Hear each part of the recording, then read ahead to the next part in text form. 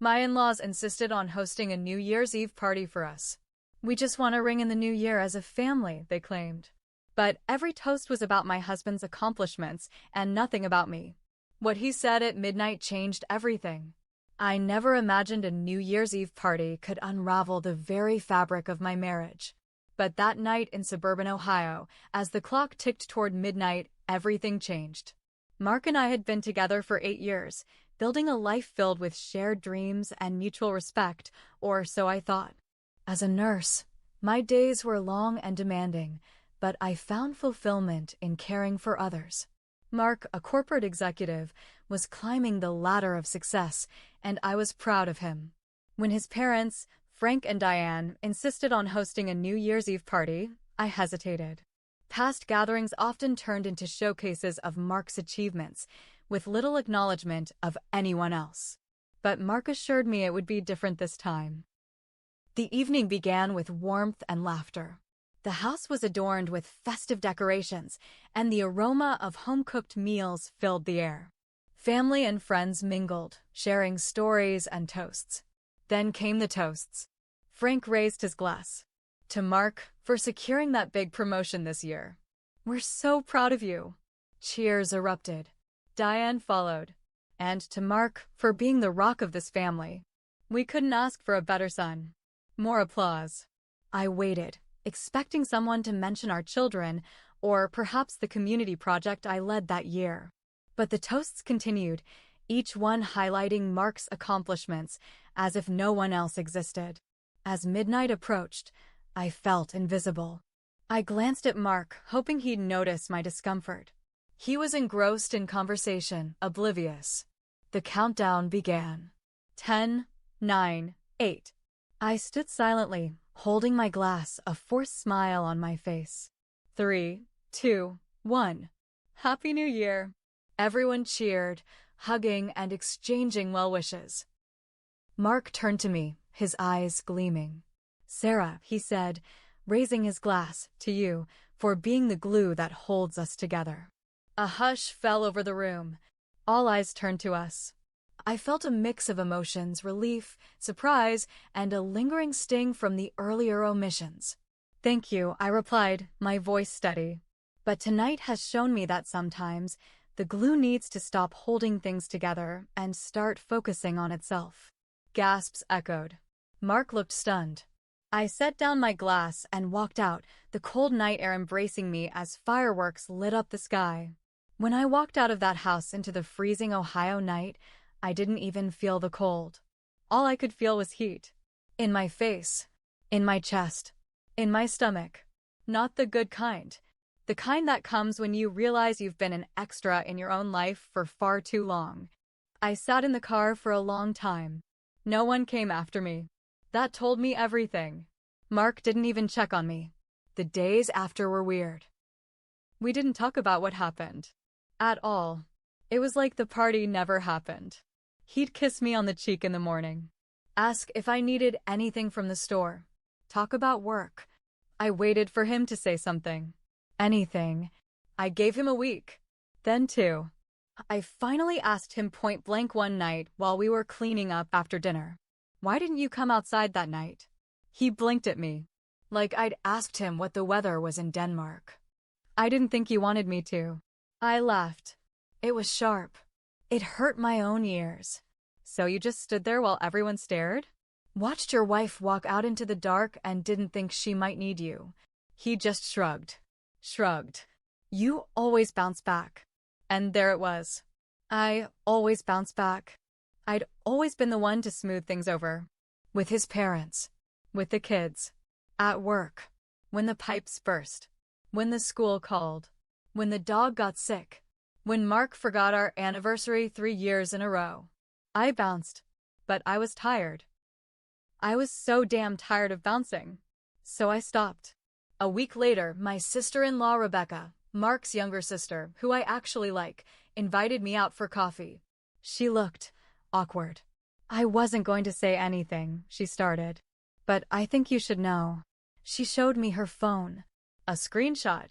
It was from a group chat called Team Mark Clinking Glasses. Frank. Diane. Mark's older brother, Nate. a couple cousins, even one of the neighbors who was at the party. And Mark. They had been planning the New Year's Eve party for weeks.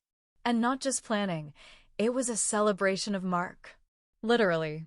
Someone had called it Mark's year-end review. They'd even coordinated the toasts.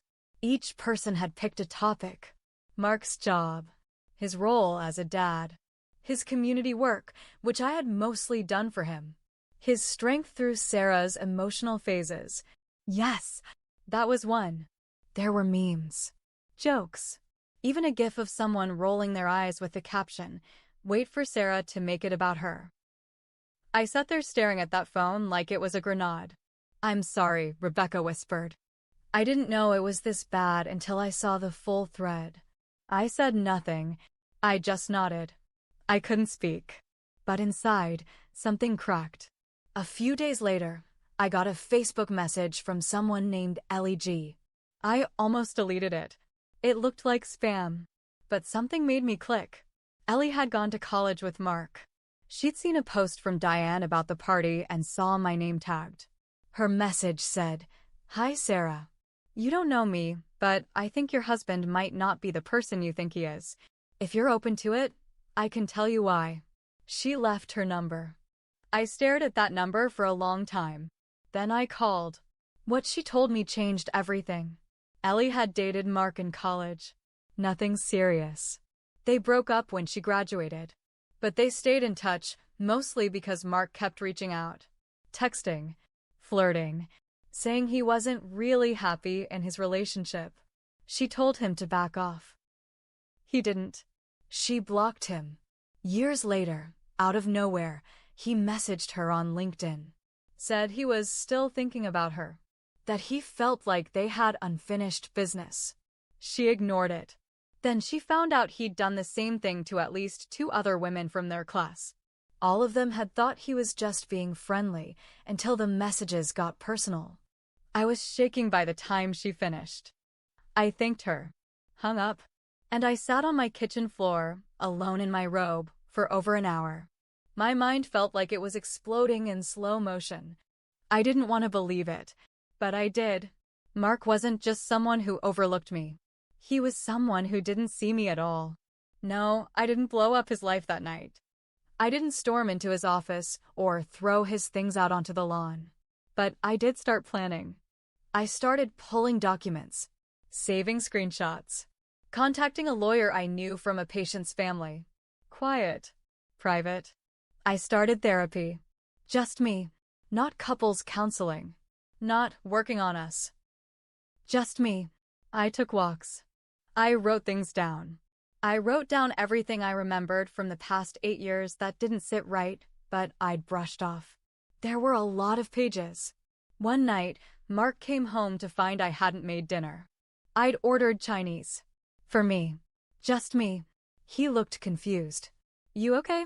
I nodded. "I'm learning how to be." About a month after the party, I was at our neighborhood book club. It's mostly women from the area, nurses, teachers, retired folks, some of the younger moms too.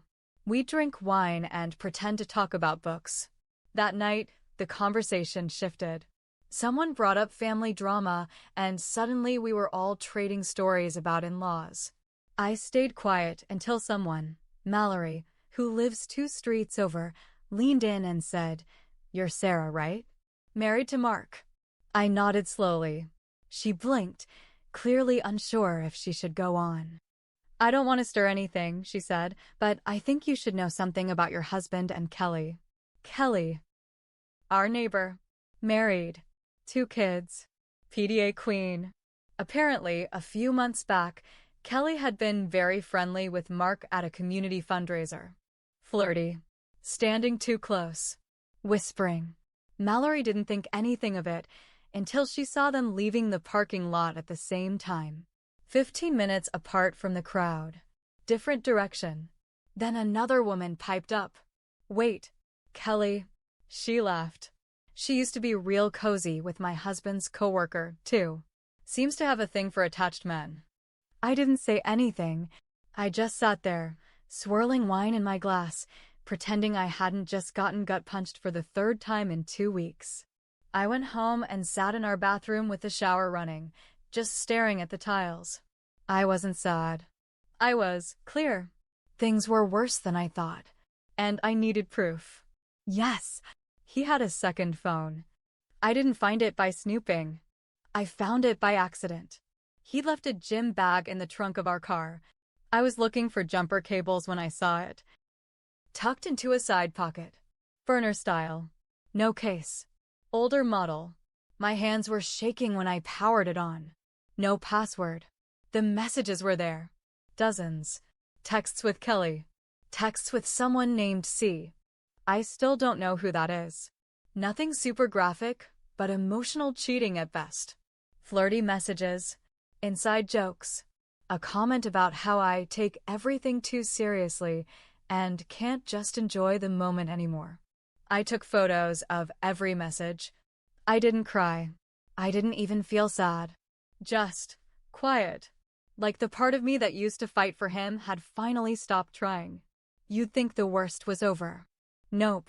Diane found out I'd been asking around. Probably from Rebecca. And instead of confronting me directly, she went nuclear in her passive-aggressive way. She sent a group email. To family. To friends. Even to some of our neighbors. It was titled, A Time for Grace and Forgiveness. She didn't use my name. She didn't have to. It was basically a 6-paragraph poem about loyalty, unity, and the heartbreak of watching a good man be torn down by bitterness. She said real women build up their men, not humiliate them. She said New Year's was a reminder of how quickly envy poisons love. And then, the kicker, Mark has always been loyal, despite being under constant emotional pressure. I hope people see the full picture before passing judgment. I read it 3 times.